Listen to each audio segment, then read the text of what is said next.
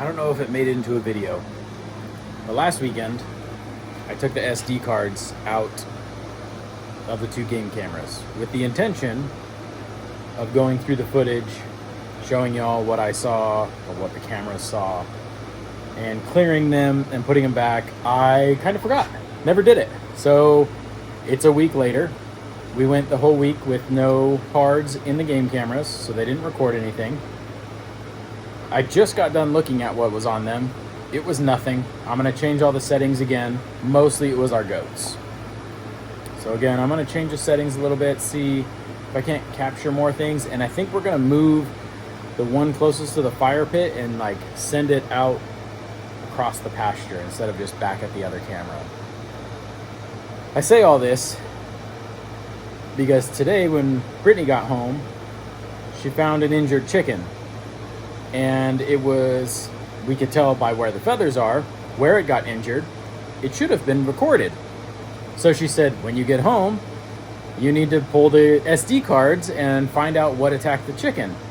Was it Weston? Did he get out and decide that he's now gonna attack the birds instead of just, herd them? Hawk come down and try and get it? Did, whatever, a neighbor's dog? Like that has happened before too. What got it? You should be able to see it. And I said, well, we can't. The SD cards are in my backpack and they don't work if they're not in the cameras. We got this chicken now. Put her in here. She's in a dog kennel on the front porch, just resting up. Chickens are incredibly resilient. They can come back from a lot. I mean, you saw the rooster that got attacked by a fox. He made a full recovery. In fact, he feels so great nowadays that he tries to attack us too. It's awesome. He's the best. Anyway, I'm gonna go put these SD cards back in now that they're empty. If it is Weston or Hawks or whatever, first of all, hopefully it doesn't happen again. Second of all, if it does, should be able to catch what's going on and get some answers. We came out this morning to try and have coffee on our nice comfy chairs next to our fire pit, and just wasn't a nice place to be. And that's because all this chicken poop. The birds are roosting on this ledge right here at night, and so they poop all night long. And below the deck, all the goats have been living. They've been pooping and peeing down there. So it's kind of disgusting to be out on our porch right now. So we moved our coffee inside. And inside was just as bad. Inside, we did have a dog kennel full of chicks because the incubator's all finished up. So everybody was down here. And so inside was a terrible place to be. So today's moving day. We already got started. Brittany cleaned the dog kennel, cleaned the incubator, moved all the newest chicks out to the brooder with the 1-month-old chicks, I guess. Instead of trying to move our entire goat pen, all that fencing and posts and everything up the hill where we ultimately want the goats, we're just gonna fortify this pen because that'll be quicker, easier, and we can lock the goats in tonight. They will not be able to leave their pen again, hopefully. Once the goats are locked in their pen, then we can move over to the chicken coop and put up some extra mesh, patch some holes, and then lock all the chickens in the chicken coop so that they start roosting, nesting, and wanting to be in there every night and stop pooping on our deck. Once all that's done, then maybe we can enjoy a nice coffee. Maybe next weekend. While we're working on that chicken coop, I also want to take down all those fence pickets that have been just up there. You did that I don't know what it was. In Snowmageddon, but it was I don't know, 16 degrees out. Supposed to get some crazy storm, and you were out lighting a fire in the chicken coop to try to warm them up. So then we had all these extra fence pickets from, I don't even know, someone gave them to us. So we had this massive pile, and yeah, so then you just started stapling them up, and I have hated it ever since. We wanted that to be pretty much open so that it could air out, and but then the birds had somewhere safe to go. But I hate it. I hated it since the moment that you put them up. Oh, maybe not in that moment because my birds were cold. Yeah, but it was really cold. But once it, so was that 2020, once we had some sun, I was ready for those to come down, and there they've lived. So that's been fun. So as long as we can get through installing 25 T-posts out there from the goat pen and get the goats locked up, restack their pallets. So that pile of pallets, it's ugly and terrible. But what it does do is it elevates the goats' water high enough that the goats can get to it, but the ducks can't get up there and ruin their fresh water. Because any tiny bit of standing water around, the ducks will fill with poop and mud and everything else and absolutely destroy, and it's disgusting. In their defense, they cannot eat without cleaning out their nostrils, so they have to stick their entire face in the water. So likely excuse. Yeah. Restack all that pallet wood and get the goats' water back up. The goats are going to continue using the goat barn. We're going to keep the chickens over here for now because we just need them out of our personal space. We need our house back. Yeah. I'm tired of walking down the stairs even, and then there's just goat poop everywhere. Yeah. Like, I don't know. I'm just over it. That's too many problems to solve in one day. Yeah. Let's stick with the goat pen. Chicken poop off my deck. Yeah, no chicken poop on the deck. Let's start there. I got 5-foot T-posts because we got 4-foot fence, which I think is what we had.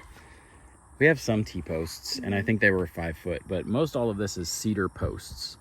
I've talked about before where the goats, or where the pond water has come up and rusted the staples that we used and all that. So Brittany's going to start with the baling wire and attaching the fence to the cedar post with baling wire instead of staples. And then when I purchased these, I didn't know, and luckily the cashier told me, when you buy the T-posts from Tractor Supply, they come with the clips to put them on. So these little clips are going to go around the T-post. You hook that side and pinch it, then you roll this around the T-post and then twist that side also. So then it holds the fence tight to the T-post. So I'm going to start running T-posts. Brittany's going to start baling wire the cedar posts, and then coming behind me with clips to get this fence tight.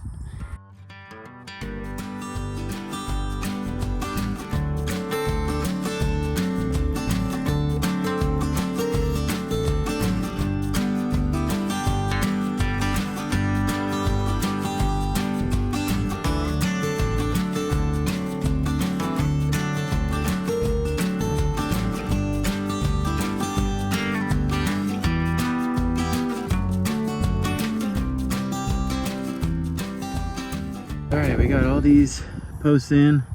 Brittany's got all the clips on these ones. Are you starting low, finishing high?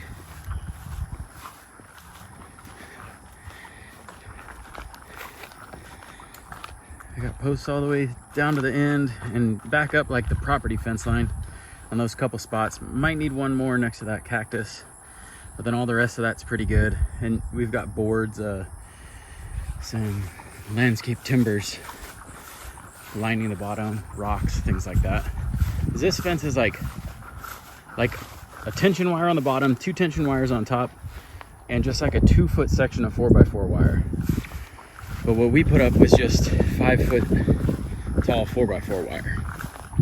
So kind of like right there's kind of like little holes. Like there's a gap between the tension wire down there and the fence. And right in the middle, the goats were able to push that gap open and get out. So staked in all those landscape timbers. Now we got all these posts to put in on this fence line, and then restack those pallets and lock these goats in. Teamwork, we got it all done. Shoot, an hour and 40 minutes. Restacked the pallets. Kind of tried to make it like a little obstacle for them as well, like a little place for them to climb and lay down off the ground and whatnot. This little pallet, probably 3 years ago now, 2 or 3 years ago when we put all this in, I measured from that post to this post and thought I knew what I was doing. Got my gate, and there's a massive gap. That much. That's how close it is. Bummer. Let me move the truck. Actually, I'm not gonna do that. I'm just gonna explain it. We'll show you later. The gap is too big. So I'm gonna put the pallet there to close the gap between the edge of the gate and the fence post, because I wanna mow all this first. There's some really good grass, especially back in there. So I'm just gonna mow it on the highest level, just try and knock down some of this tall stuff. Like the goats won't wanna walk through and eat this good grass in between all this tall stuff. So knock it all down, and that way they got a fresh pen to be in. Try and mow just the goat pen, get the truck moved. Let me get the fence back off of the bumper. Get the truck moved so I can drive the mower in. But before we can move the mower, you remember I had it up on jack stands, cleaning it up and everything and checking on the blades and all that. Both the front tires are flat. I got some Fix-A-Flat. I'm gonna put half a bottle in each one, air them both up, start driving it. These tires, oh, let me get the blocks out of here so when we do have it filled up, completely flat. So like I said, I got some tire sealant we'll put in there. Not necessary when you're using this tire sealant stuff to put the, like put whatever you're putting it in up on, like up in the air, but I needed to get it off those jacks anyways, so figured I'd put it in the air. So I just picked up this bottle of slime. It says, I mean, not much for following directions, but also didn't want to overspend. 8 ounces for a mower tire. This is 16 ounces. So we're gonna put about half in this tire, half in the other tire, air them up, drive them around. So to get this stuff in, the little cap comes off, and it's actually a valve stem core remover. So we're gonna use that one since it's here. The tires were actually negative pressure. Again, I'm telling you, because it wasn't sitting flat on the ground, it was sitting on this block, tire chalk, if you will. All right, over the valve stem with the little hose, and let gravity help us, but try and send 8 ounces in.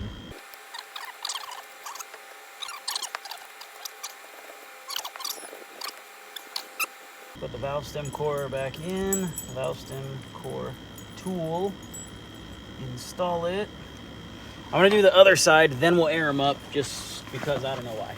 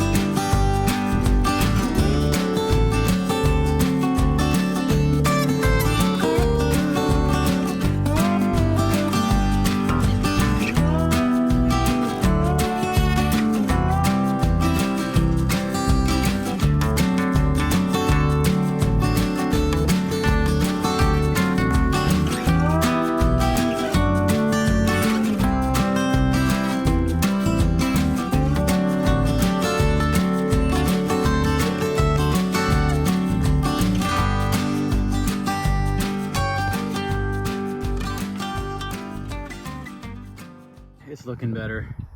Made me realize how tall all this is. Gotta put their water back. They're gonna be in here. More specifically, we're gonna lock them in here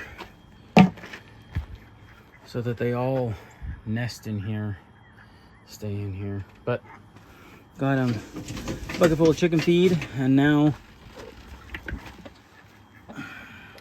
floor egg. Now they want thank you. And you, what do you got? You got a bunch. Those aren't even yours. None of those are yours. What do you have? Ooh, feisty. Hey! Maybe real mad.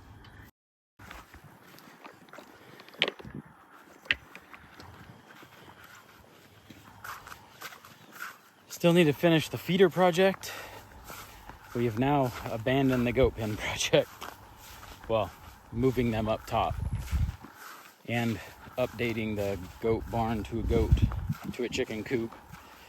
All that's off the list. Still need to do the feeder. Yeah, oh man, there's a whole nest right here. I wonder if any of these are still viable. There's 3 of them. So I got 4 guinea eggs in my hand now.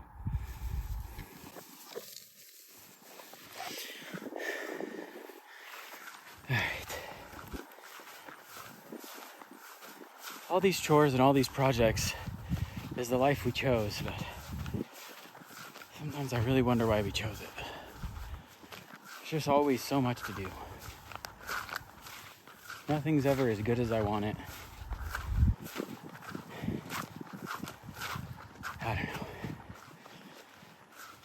Let's go candle these and find out. I wouldn't mind hatching more guinea eggs, but man, like I said, we got like 50 chickens, guineas. We have 4, 5, 6, 7 guineas right now and 3 ducks. And then yeah, probably upwards of 50 chickens. So more ducks, more guineas wouldn't be the end of the world. But we got plenty of chickens. And come spring, when they start laying, yeah, what am I gonna do with 42 eggs, 36 eggs a day? That's a lot of eggs. I secured a egg carton. That's what that's called. Okay, let's go collect the rest of these eggs. Then we got to start fresh and get them every day. Dylan's supposed to be getting them. Sometimes she does, sometimes she doesn't. So I don't know. Thank you for not pecking me. All right, I don't know how old these eggs are. Like, are these, well, these 2 little guys from the same bird. We have one, oh, now I'm not going to be able to think of the name of it, but little chicken, whatever they're called. They have a special name. So we got, I think there's only 2 days worth of eggs. Because obviously who's laying here is our Americana or whatever, the one that lays the bluish green eggs. The one that lays little eggs, what are they called? I don't know. And then this egg and this egg, I don't know, this one's darker. And then this one's really dark. So those are 3 different shades. So they could be 3 different birds or the same bird. But I'm gonna go out on a limb and say none of these are more than 2 or 3 days old. And even if this bird was sitting on them for 2 or 3 days, I don't know. I guess let's go candle them and see if these are edible or these we're gonna have to incubate. You don't have any eggs now. You should go get a drink of water. You look thirsty. Oh, now you close your mouth. You were sitting there panting a second ago.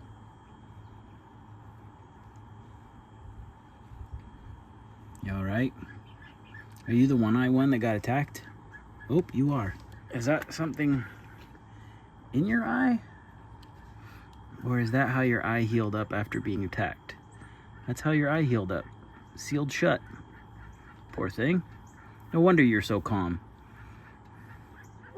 Because you can't see. Little survivor chicken here. You could look back now. Yeah, there you go.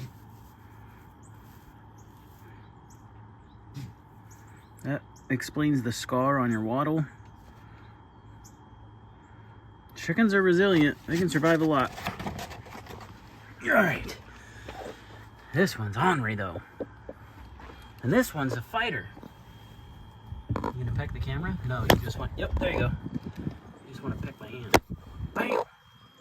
Violent, this one. You know, you don't even have any eggs. You're not that great. Came out here this evening to start putting chickens in the coop because we got the deck all cleaned off. We got everybody in there. That's what we're looking at. If we can even see. We got 3 ducks. I'll bring in the water bucket. They have water, like they can drink out of that, but they're just gonna get that so muddy immediately. And they're gonna get the other bucket muddy also. It's not even gonna matter. But we have 2 guineas in here. The other 2 guineas were in the goat pen, and they, while we were catching chickens, flew up into the tree. So they'll be fine. 1, 2, 3, 4, 5, 6 chickens, 7, 8, 9, 10, 11 chickens. 11 chickens, 1 rooster, 3 ducks, 4 guineas. All right, that's good to know. Little tiny ones hanging out on the cardboard. Bigger guys are running around. They are. I got the automatic door powered off. I realized I just grabbed the camera, talked about all those birds, but didn't tell you the plan. So I got the little automatic door powered off so it will not open. So the hope is that I'm gonna keep them in there for the next week to 2 weeks. They'll get used to being in the coop. They'll wanna be in the coop. They'll start nesting in the coop using those boxes, using those nesting boxes. They'll start roosting in there at night again because they'll be comfortable and happy with being in there. So that's the goal for that. That'll keep them off of our deck. Hey Felix, where'd you come from? That'll keep them off the deck. That'll keep our deck nice. So then we can start using our deck again. Brittany and I were actually, right after I cleaned that up, enjoying our evening here. Breeze was blowing, it was feeling great. You know what? You know what I do need to update you on is yesterday I went ahead and finished the feeder, the deer feeder. I finished it.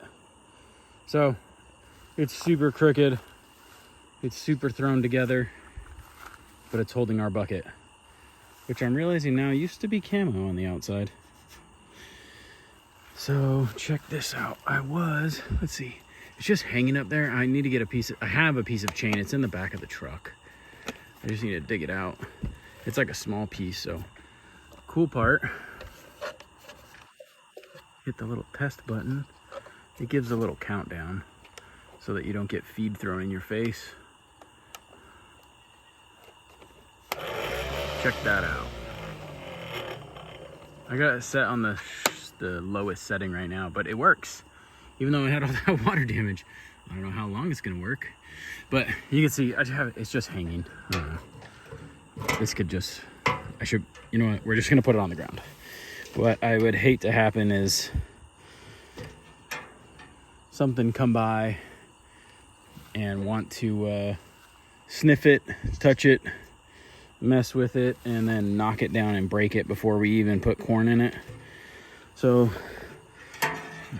we're gonna put it on the ground. I should use this piece of chain in this clip because we don't need this locked shut anymore.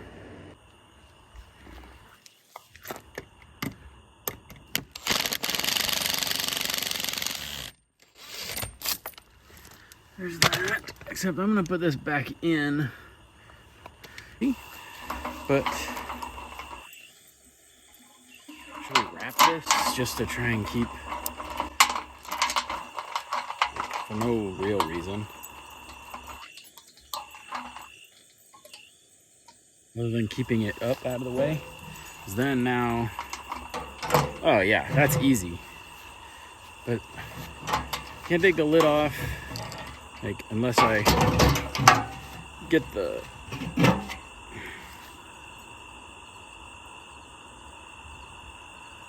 I gotta get the handle out of the way to get the lid off. Let's pull that out of there. That's some strong web. Lid back on. I was just gonna put some protein scratch, like, because we have protein scratch, but the grass is really long, so I don't know, like, and it's little pieces. So I think I might just hold out, buy corn, throw corn down. Do I need to cut all this right here for this deal to be throwing corn? Can I put protein scratch in? I mean, the deer eat it. They come up where I throw it for our chickens and our goats, and the deer eat it. So will they eat it sitting here, or will the pieces be too small to be in this tall of grass? Should I just buy deer corn? I want to see, I moved this camera over here, and now it's in front of the feeder over there. So I'm going to shut it down for tonight and jump into this. I'm going to hook my phone up to this camera and see what this camera sees, because it should have seen everything we were just doing over there. Hopefully. And the pops I was hearing were high. They weren't that loud.